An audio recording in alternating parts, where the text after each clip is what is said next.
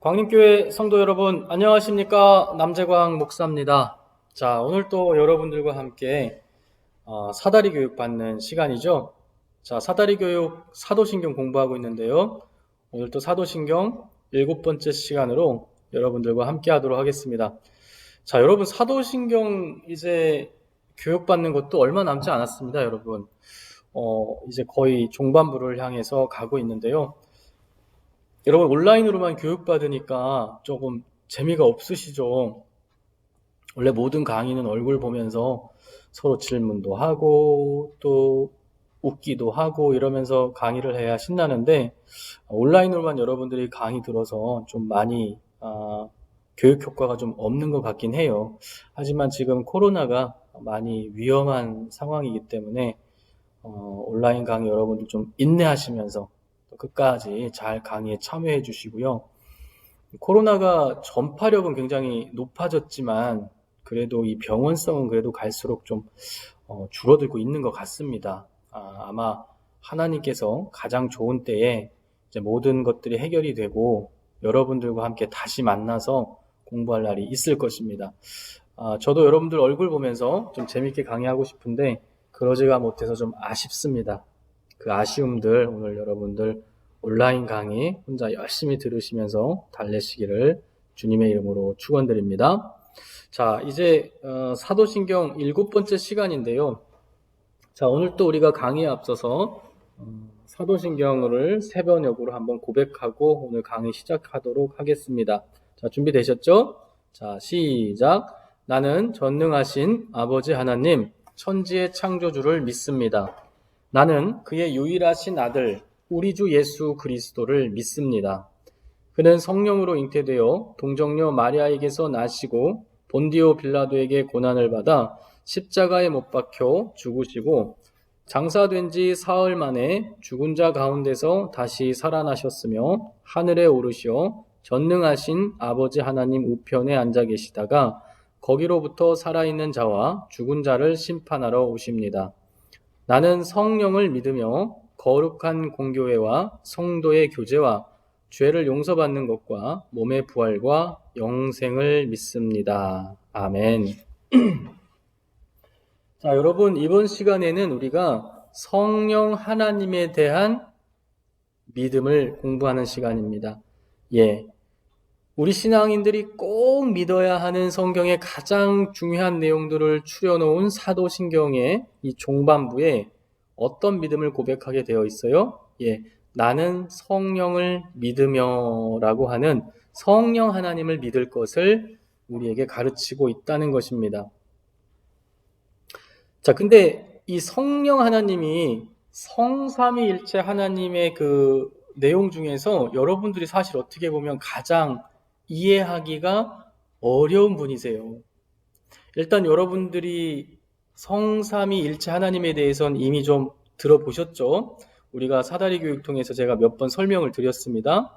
성삼위일체 교리가 뭐예요? 하나님은 한 분이신데 또한 세 분이시고 세 분이신데 또한 한 분이시라는 거예요. 우리 사람들의 말과 사람들의 생각으로는 표현하기도 어렵고 이해하기도 어렵지만 우리 신앙의 선배들이 성경을 읽고 묵상하고 공부하면서 깨달은 것이 하나님은 한 분이신데 또한 세 분이시고 세 분이신데 또한 한 분이시라는 거예요. 자, 그래서 이 삼위의 하나님 중에 한 분이 누구셨어요? 성부 하나님. 우리가 아버지 부자를 붙여서 아버지의 이미지로 이해하고 계신 하나님이 계세요. 그분이 성부 하나님이시고 그 다음에 우리가 예수님이라고 부르는 역사적으로 우리와 같은 몸을 가지고 이 땅에 오셔서 우리와 함께 같이 먹고 주무시고 말씀하셔서 우리에게 구원의 문을 여신 분, 그 예수님이라고 부르는 그분이 성자 하나님, 아들 자자를 써서 성자 하나님이라고 부릅니다. 자, 여기까지는 사람들이 이해를 잘 하더라는 거예요. 그런데 성령 하나님이 계신 것에 대해서 많은 사람들이 잘 이해하지 못하더라는 겁니다. 그래서 실제로 처음에 이제 이 기독교가 포교될 때, 전도할 때 이제 주변에 많은 하나님을 알지 못하는 사람들한테 나아가서 하나님에 대해서 전도를 할 때 그 이방 민족들이 가장 이해를 못했던 부분이 이 성령 하나님이 계시다는 겁니다. 자, 그래서 이 성령 하나님이 잘 이해되기가 어려운 개념이다 보니까 수많은 이단들, 지금도 존재하는 수많은 이단들 중에 상당 부분은 이 성령 하나님에 대해서 우리와 다르게 이해하는 것, 거기에서부터 이단들이 출발을 하는데, 가장 많이 우리 지금 실제로 우리 주변에서 활동하는 이단들 중에도 많이 있습니다. 성령 하나님을 하나님의 한 분으로 이해하기보다는 보통 어떤 성스러운 어떤 기운이나 에너지, 그러니까 하나님으로 인정하기보다는 성부 하나님과 성자 하나님 사이에 소통하게 하고 그분들이 가지고 있는 어떤 성스러운 기운이나 에너지 정도로 성령 하나님을 이해하더라는 거죠. 그러나 우리가 사도신경을 통해서 알 수 있는 건 뭐예요? 우리 신앙의 선배들은 우리에게 성령님을 하나님으로 믿으라고 우리에게 권면하고 있다는 겁니다. 왜 이렇게 성령 하나님이 이해하기가 어려울까?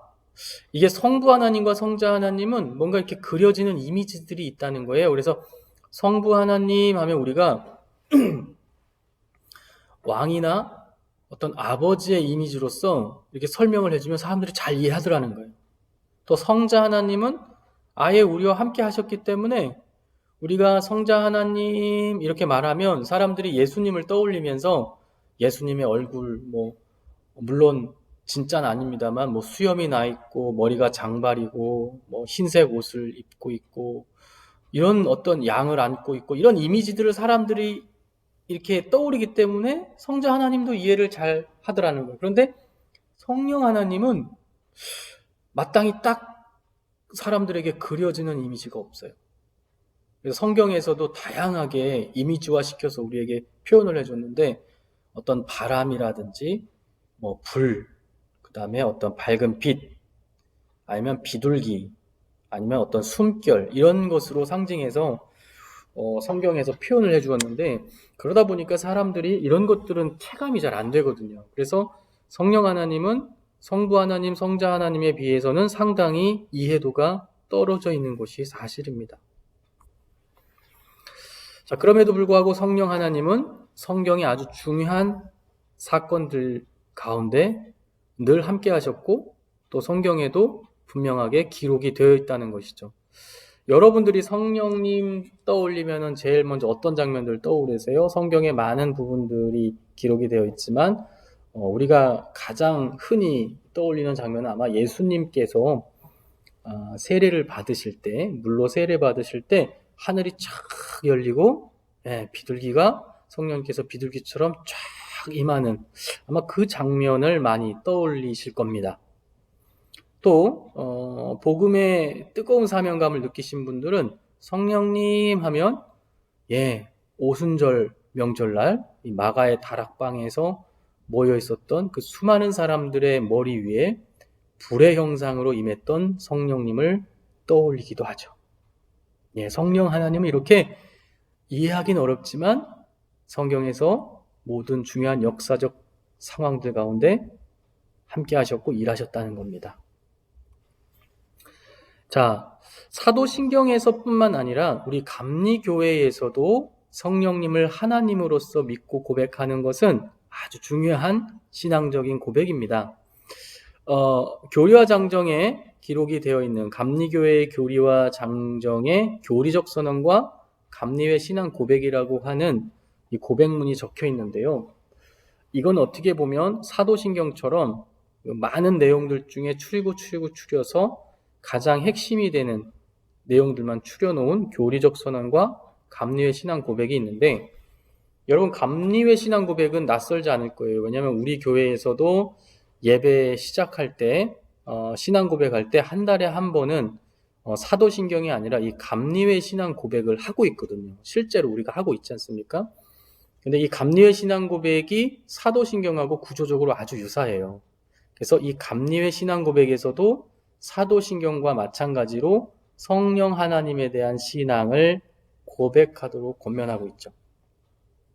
자, 우리 감리교 이제 여기서 조금 더 깊이 들어가서 그러면 요런 여러분들이 또 이제 중요한 지식으로 기억해 두면 좋은 게 우리 감리회의 교리적인 내용들은 어디를 찾아보면 여러분들이 알 수 있느냐? 여러분들이 난 감리교에서 교리 교육을 거의 못 받아봤어. 나는 감리교 교리가 뭔지 너무 궁금해 하면 물론 제주 광림교회 열심히 다니시면 다 알려줍니다. 사다리 교육, 울타리 교육 통해서 여러분들이 또 마음이 급하신 분들, 막 욕망이 있으신 분들 있을 거예요. 그런 분들은 웨슬리 목사님의 설교 전집이 실제로 판매가 되고 있죠. 그거를 다 읽기가 부담스러우면 표준 설교라고 하는 100편이 조금 넘는 설교문이 있어요. 시중에서도 그냥 살 수가 있습니다. 그 웨슬리 목사님의 그 설교들 중에는 이 중요한 교리적 내용들이 담겨 있고 또 설명이 되어 있습니다. 그래서 그런 부분들을 보면 되고요. 또 감리교회의 이런 교리들은 실제로 웨슬리 목사님 그리고 그 아버님도 영국에서 목사님이셨잖아요. 그래서 감리교 운동이 태동되기 전에 영국 교회에 또 39개조의 종교 강령이 있었어요. 그래서 그 어떻게 보면 이제 우리 교리문답처럼 중요한 종교 강령이 있었는데 그것을 모체로 해서 웨슬리 목사님이 나중에 따로 정리를 하거든요. 25개조의 종교 강령을 정리를 합니다. 그런 내용물들을 이 부분은 좀 여러분들이 찾아보기 어려워요. 이런 부분들이 우리 감리교 교리가 정립되는데 아주 중요한 토대가 됐습니다. 또 우리 감리교 운동이 태동했을 때 연회 여러분들 감리교는 교회에서 모이는 당회가 있고 또 이제 지방회가 있고 연회가 있고 또 연회 대표들이 한 자리에 모이는 가장 상위의 의사결정 기구가 총회거든요. 총회에서 초기에는 이런 교리 토의를 많이 했어요. 교리 토의를 통해서 어떤 교리가 정말 성경적인 교리냐를 정말 머리를 맞대고 토의를 많이 했고 그것이 결정이 되면 또 총회 회의록을 남겼습니다. 그 총회 회의록 같은 데를 보셔도 우리 감리교가 지향하는 교리가 무엇인지를 우리가 알 수 있는데 이런 부분들은 사실 여러분들이 찾아보기는 어려워요. 그래서 여러분들이 스스로 공부하기가 어렵고 이 감리교회 다니실 때는 이런 사다리 교육이나 울타리 교육이 있을 때 열심히 참여하셔서 공부하셔야 됩니다. 그리고 저희 교회가 이런 것을 가르칠 준비가 되어 있어요. 그래서 여러분 지금은 코로나 때문에 우리가 실제적으로 이거를 가동을 안 하고 있는데 여러분들에게 충분히 가르칠 준비가 되어 있습니다. 여러분들의 의지만 있다면 때가 되면 다 배울 수가 있습니다. 감리교 교리의 특징은 오늘 성령 하나님에 대한 고백과 조금 더 곁길로 갔는데요. 중요한 거니까 여기까지만 말씀을 드리고 성령 하나님에 대해서 공부를 계속 하겠습니다. 감리교의 교리는 상당히 그 신앙의 체험의 소산이에요. 정말 신앙생활을 하면서 우러나온 검증된 교리들이기 때문에 머리로 만든 그런 말장난과 같은 교리들이 아닙니다. 그래서 감리교에서는요, 교리 공부를 할 때 여러분들에게 뭐를 권면드리냐면 머리로 신앙생활 하려고 하지 마라. 입으로 신앙생활 하려고 하지 마라. 신앙생활은 뭘로 하는 거예요? 몸으로 하는 거다. 저는 이 말씀을 꼭 드리고 싶어요. 이 신앙생활 교리 공부를요, 머리로 막 자꾸 하려고 하면요, 그런 분들이 있어요. 교회 안 나오면서 유튜브나 이런 책 같은 걸 혼자 뭔가를 성경을 공부하려고 하다 보면 신앙생활은 안 하는데 머리로 교리는 공부하려고 하시는 분들은 나중에 곁길로 잘못된 길로 갈 심산이 큽니다. 예를 들어서 어떤 분은 혼자 교리 공부 열심히 하다가 술 먹는 거, 담배 피는 거 이런 게 구원과 아무 관계가 없다. 이렇게 이제 스스로 확신을 가지니까 성경 공부 모임을 청년들 데리고 술집 가서 한다든지 이런 게 여러분들 지금 들으시면서 에이 설마 이러겠지만 실제로 교회에서 이런 사례들이 많이 있어요. 그래서 여러분들이 교리 공부는 교회에서 그리고 몸으로 하는 것이지 머리로 하는 게 아니라는 겁니다.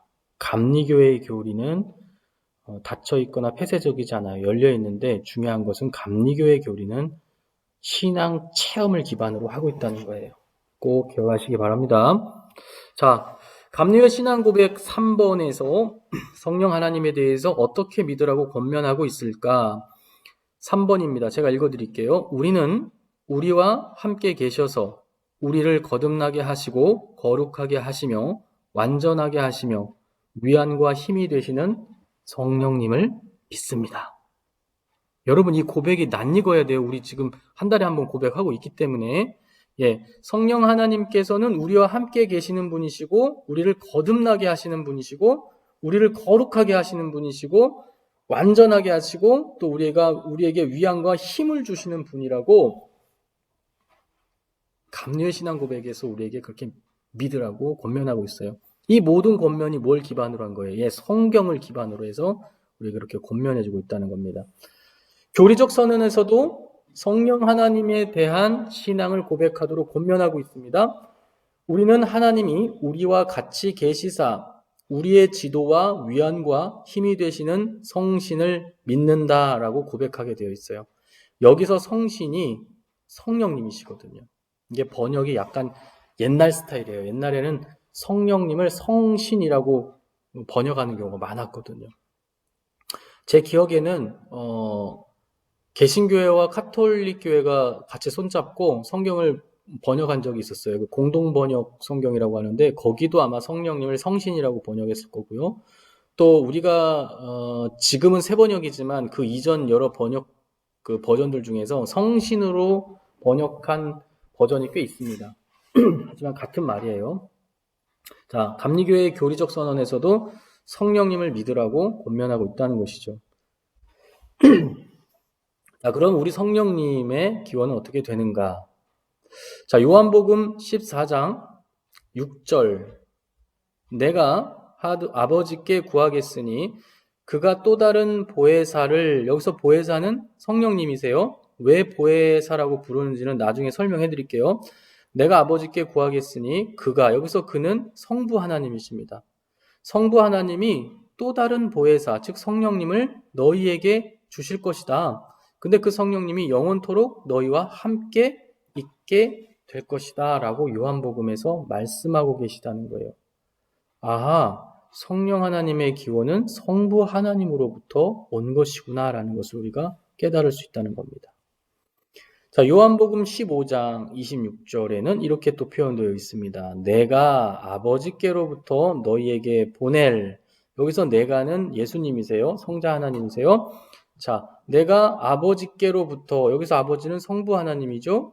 그러니까 성자 하나님이 성부 하나님께로부터 우리에게 보내주실 성령님, 곧 아버지께로부터 나오시는 진리의 성령이 오실 때에 그가 나를 증언하실 것이다 라는 표현이 나옵니다. 자, 이 요한복음 15장 26절을 보면 정리하면 이렇습니다. 성령님은 성자 하나님, 즉 예수님이 성부 하나님께 요청을 해서 우리에게 보내줬다는 겁니다.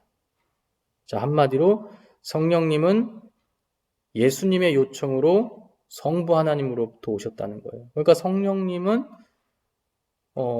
성부 하나님과 성자 하나님으로부터 오신 분이라는 것을 우리가 알 수가 있다는 것이죠.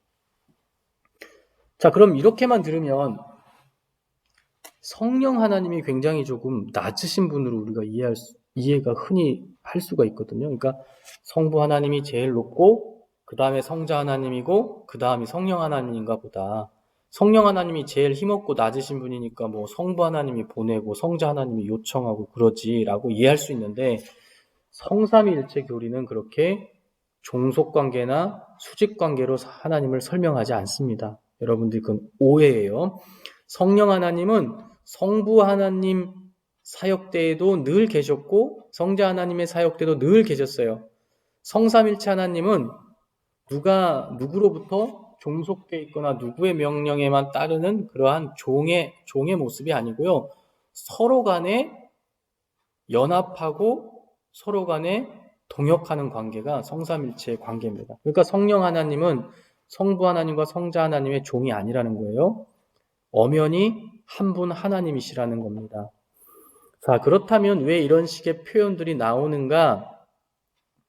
성삼일체 하나님은 각 하나님이 주도적으로 하시는 사역들이 있어요. 그러다 보니까 우리가 이 세 분이 다 다르신 분인데 누가 높고 누가 낮은 거 아니야? 이렇게 오해할 수가 있는데요. 이것은 우리가 그동안 너무 주입식 교육, 또 군사 교육을 많이 받다 보니까 항상 어떤 개념을 이해할 때 누가 누구보다 위냐 이런 걸 많이 따져요. 본능적으로. 여러분들 직장 가면 어떻습니까? 눈치 싹 보면서 누가 이 공동체에서 제일 힘센 사람이냐 막 눈치 보잖아요. 학교 가서도 딱 친구 관계에서도 싹 그 눈치를 많이 봐요, 사람들이. 그런 게 아니라는 거예요. 성부 하나님은 성경에서 창조 사역에 주도적으로 일하셨어요. 하지만 창조 사역을 혼자 하신 게 아닙니다. 그때 이미 성자 하나님, 성령 하나님 다 계셨어요. 같이 계셨어요. 그런데 성경은 성부 하나님을 좀 더 주도적으로 기록하고 있어요. 또 성자 하나님은 우리를 죄에서 구원하시는 십자가에 못 박혀서 돌아가시면서 희생하시면서 우리를 위해서 우리를 구원하시는 사역 가운데 강조돼서 기록이 됩니다. 그러다 보니까 우리가 세 분이 완전히 다른 분으로 생각하는데 이 세 분은 또한 한 분이라고 하셨죠. 자, 성령 하나님은 그러면 어떤 일에 주도적으로 일하시는가? 우리와 함께 하시며 구원의 완성까지 도와주시는 분이 바로 성령 하나님이라는 겁니다.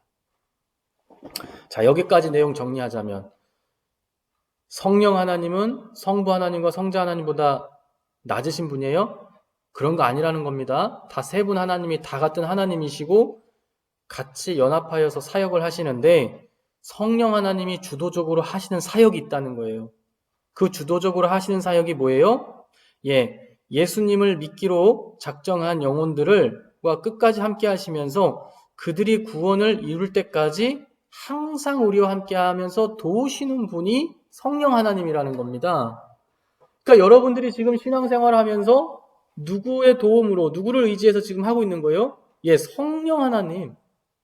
그 성령 하나님이 여러분들 마음 가운데 내주하시면서 여러분들을 이끌고 계시다는 겁니다. 우리가 감리교 교리를 공부하면서 우리가 하나님께 나아갈 때 우리 힘으로 나아가는 게 아니라 하나님께서 우리가 하나님께 나아갈 만한 지혜도 주시고 만남도 주시고 깨달음도 주시고 계속 우리를 먼저 앞서서 이끌어 주신다고 했어요. 그걸 선행 은총이라고 했는데 그 선행 은총의 주된 사역을 누가 하시는 거예요? 성령님이 하시는 거예요. 그러니까 여러분들이 주일날 막 교회 가기 싫을 때 오늘 눈도 오고 춥고 가기 싫어할 때 아니야 그래도 내가 하나님께 나아가야 돼. 그 생각 누가 주시는 거예요? 성령 하나님 주시는 거예요. 여러분들이 어려운 성경 말씀, 설교 말씀, 목사님 말씀 듣다가 멍 때리고 있다가도 어느 순간 무릎을 탁 치면서 맞아! 그거야! 깨달음 누가 도우시는 거예요? 성령 하나님. 여러분들이 오늘 이 강의를 들으면서 어려운 말, 이해되지 않는 말 나올 때 누가 여러분들을 깨우쳐 주세요? 성령 하나님. 여러분들이 믿음이 막 고난받고 이래서 막 흔들릴 때 여러분들 끝까지 신앙에서 벗어나지 않도록 구원을 완성할 수 있도록 여러분들을 끝까지 곁에서 지키시고 보호하시고 도우시는 분이 누구예요? 성령 하나님이라는 겁니다. 성령 하나님의 별명이 있어요. 보혜사라고 하는 별명이 있습니다. 보혜사 성령님 이렇게 불러요. 이 보혜사 성령님이란 뜻 안에 성령님이 하시는 일이 잘 적혀 있습니다. 보통 우리가 성부 하나님 뭐라고 불러요? 아버지 하나님 이렇게 부르잖아요. 하나님 아버지 이렇게 부르잖아요. 성부 하나님은 우리가 아버지라고 하는 이미지로 이해를 해요. 성자 하나님 하면 우리가 뭐라고 불러요? 우리를 구원해 주시는 구원자 성자 하나님 예수님 우리의 구원자 우리는 예수님을 구원자로 이해해요. 그럼 성령님을 우리는 어떻게 이해해요? 성령님의 별명을 보면 알아요. 보혜사 성령님. 이 보혜사라고 하는 뜻이 뭐냐? 원래 성령님은 이 그리스어로 파라클레토스, 이 보혜사 앞에 이 성령님의 별명이 보혜사인데 이 보혜사는 원래 그리스어로 파라클레토스예요. 근데 이 파라클레토스를 한자식으로 표현한 게 보혜사입니다. 보는 지킬 보, 또 유지하다, 보증하다라는 뜻의 보자를 쓰고요. 해는 은혜 해자, 사랑, 자비를 뜻하는 은혜 해자를 씁니다. 그러니까 성령 하나님은 우리를 사랑의 은혜로서 지키고 보호해 주시는 분이 성령님이라는 거예요. 그 다음에 이제 이제 이 한자에서는 잘 드러나지 않는데 이 그리스어 원어에는요, 보호하고 돕는다는 뜻도 있지만 사실은 강한 표현이 뭐냐면 우리를 변호해 주시는 분이거든요. 그러니까 우리가 법정에 서서 우리의 죄가 고발당할 때 우리를 위해서 변호해 주실 분이 누구냐? 성령 하나님이라는 거예요. 이게 하나님의 아주 성령 하나님의 중요한 역할 중에 하나라는 겁니다. 여러분, 제가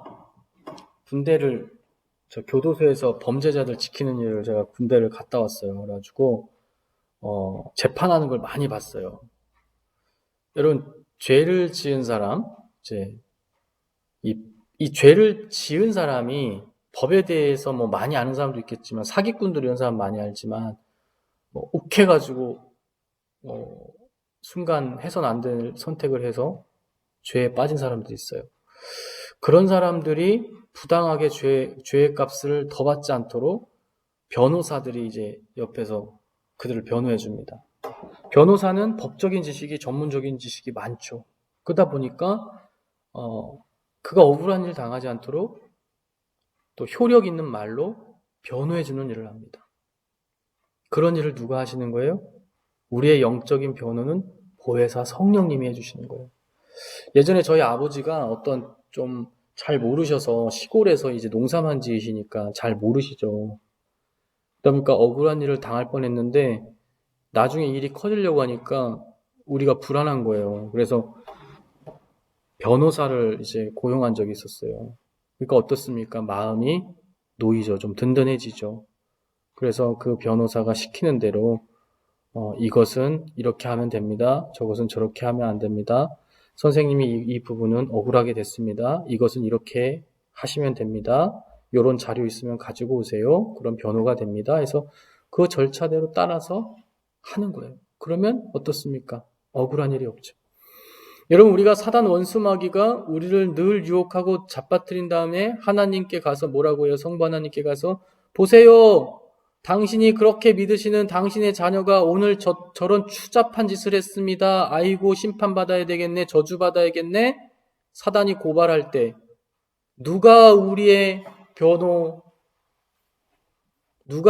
변호해 주십니까? 성령 하나님. 그 성령 하나님께서 아니야, 우리 남 목사가 정말 이런 사람인데 순간 유혹을 이기지 못하고 이런 일을 했는데 앞으로는 안 할 거야 하면서 이렇게 변호해 주시는 분이 누구예요? 예, 성령 하나님이라는 겁니다.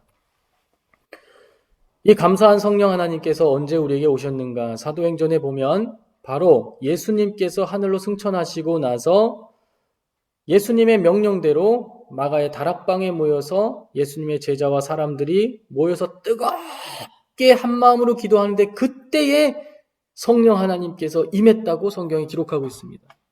이게 어떻게 보면 사람들이 성령님을 체험한 어떻게 보면은 가장 큰 첫 사건이라고 할 수가 있죠.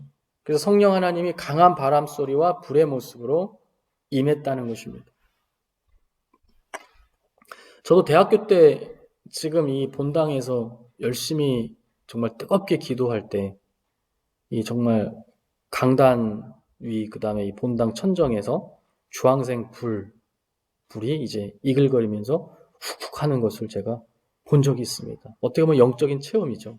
제가 굉장히 영적인 체험을 그런 환상이나 음성 이런 걸 거의 안 듣는 사람인데 굉장히 극이성주의 신앙생활하는 사람인데 그때에는 간절히 기도하는데 정말 이런 체험을 하게 되더라고요. 그러니까 여러분 신앙의 체험은요 다른 데서 오는 게 아닙니다. 여러분 간절한 기도에서 옵니다. 그러니까 여러분들이 기도 생활 뜨겁게 하시기 바랍니다. 자, 이렇게 우리에게 성령님이 오셨고요. 자, 성령님은 어떤 일을 하시는가? 너무 많습니다. 제가 이 성령 하나님이 하시는 일만 정리된 문서를 찾아서 읽는데 페이지로만 4-5페이지 돼요. 그래서 이거를 다 하려고 하니까 너무 많아요. 이 사다리 교육은 깊은 공부가 목적이 아니에요. 그래서 다 커트하고 여러분들에게 간략하게 5가지만 정리해 왔습니다. 이것도 다 설명 안 드릴게요. 간략하게 설명드리겠습니다. 성령님은 우리와 함께 하세요. 예수님께서 승천하시면서 내가 너희와 땅끝까지 영원히 이 세상 끝날까지 함께 하신다. 그것의 실제적인 완성이 성령 하나님이십니다. 성령 하나님이 우리의 마음 가운데 함께 하시면서 늘 함께 하시고, 우리가 영적으로 잘못할 때 깨닫게 하시고, 또 우리가 영적으로 기억해야 될 내용들은 기억나게 하시면서 우리가 성도 간에 서로 연합하고 교통하며 친교하게 하시는 그 놀라운 역사 가운데 누가 하세요? 성령님이 하십니다. 또 우리가 거듭날 수 있도록 계속 돕고 계세요. 우리가 예수님 믿고 구원받는 것은, 이걸 이제 칭의 사건은 예수님이 주도적인 사역이라고 한다면, 우리를 늘 새롭게 거듭나게 하시는 분은 성령님의 주도적 사역입니다. 그래서 여러분들이 성령님을 믿고 고백하고 의지하고 붙잡아야지만 여러분들의 신앙이 날마다 거듭나고 새 신앙이 되는 겁니다. 또한 우리를 거룩하게 하세요. 하나님은 거룩한 분이시죠? 하지만 우린 거룩하지 못해요. 근데 우리는 하나님 닮고 싶어요? 누가 그 일을 가능하게 합니까? 예, 성령 하나님께서 가능하게 하십니다. 그래서 우리가 늘 깨어 기도하면서 성령 충만할 때에 죄인이지만은 나도 순간순간 깜짝깜짝 놀라는 그런 놀라운 선택을 할 때가 있어요. 누가 역사하시는 거예요? 예, 성령 하나님 역사하시는 거예요. 또한 우리 감리교에서는 이 성령 하나님께서 우리가 신앙인으로서 완전하고 또 정말 신앙의 완성을 이룰 수 있도록 도우신다고 믿습니다. 또 성령 하나님은 우리가 힘들고 어려울 때에 우리에게 위안과 힘이 되어 주신다는 것입니다. 와, 이렇게 보니까 성령 하나님께서 정말 많은 일을 하고 계시네요. 자, 이렇게 성령 하나님을 따라서 열심히 사는 사람들, 그 사람들은 결국 어떻게 돼요? 예, 갈라디아서 5장 22절과 23절에는 이렇게 성령을 따라 성령 충만한 삶을 사는 사람들은 곧 성령의 열매를 맺게 된다라고 말하는데, 그 성령의 열매들이 어떤 게 있습니까? 예, 우리가 성령의 충만을 받으면, 성령 하나님 따라 살면 우리가 사랑하게 되고, 사랑도요, 우리의 힘으로 사랑하는 게 아니라 하나님의 힘으로요, 우리가 못할 사랑까지도, 희생의 사랑까지도 우리가 하는 단계까지 간다는 거예요. 그리고 우리가 희락이, 이 기쁨이죠. 어떻게 보면 기쁨의 정말 최대치가 희락인데, 그 기쁨이 누구로부터 와요? 성령 하나님의 역사를 통해서 와요. 그래서 여러분들, 우리가 우리의 육신이 잘 되면은 웃음이 깔깔깔깔 웃음이 나온다고 하면은 우리의 영이 기쁘잖아요. 그러면 정말 정신과 몸이 정화되는 느낌이 들면서, 새로 태어나는 느낌이 들면서 정말 기쁨이 옵니다. 그 기쁨이 오면요, 몸이 막 건강해지는 느낌이 들어요. 또 화평, 또 오래 참음. 예, 여러분 요즘 얼마나 우리가 오래 못 참아서 많은 사건들이 일어납니까? 근데 성령 하나님을 따라 살고 성령 충만한 삶을 살면 우리가 오래 참을 수 있어요. 또 하나님을 점점 닮게 되기 때문에 하나님의 성품인 자비와 양선이 우리들 가운데 생겨나게 되고, 또 충성의 마음, 또 온유의 마음, 절제의 마음이 우리 가운데 생겨나게 된다는 겁니다. 어떨 때요? 성령 하나님을 쫓아 성령 충만한 삶을 살 때 그렇게 된다는 것입니다. 자, 그러니 우리가 성령님을 안 믿을 수 있겠습니까? 여러분들이 사도신경의 고백, 또 감리교의 신앙 고백과 같이 성령님을 하나님의 한 분으로, 또 우리를 끝까지 인도하시고 늘 함께 하시고 우리에게 신앙의 좋은 열매를 맺게 하시는 분으로 믿으시기를 주님의 이름으로 축원드립니다. 성령 하나님에 대해서 정말 많은 내용들이 있지만 사다리 교육에서는 이 정도까지만 하고 마치도록 하겠습니다. 다음 시간에 계속해서 사다리 교육, 우리 사도신경 공부를 이어가도록 하겠고요. 오늘 강의는 여기에서 마치도록 하겠습니다. 제가 기도하고 마치도록 하겠습니다. 사랑과 은혜가 많으신 하나님 아버지, 감사합니다. 오늘 사도신경 공부를 통하여 성령 하나님을 아버지와 하나님으로 믿는다고 고백합니다. 성령 하나님, 우리의 이 고백을 들으시고 오늘 또 우리 가운데 뜨겁게 역사하셔서 우리가 늘 성령 하나님 쫓아 살 수 있도록 역사하여 주시고, 하나님께서 정말 기뻐하시는 성령의 열매를 날마다 맺는 귀한 성도들 될 수 있도록 역사하여 주시옵소서.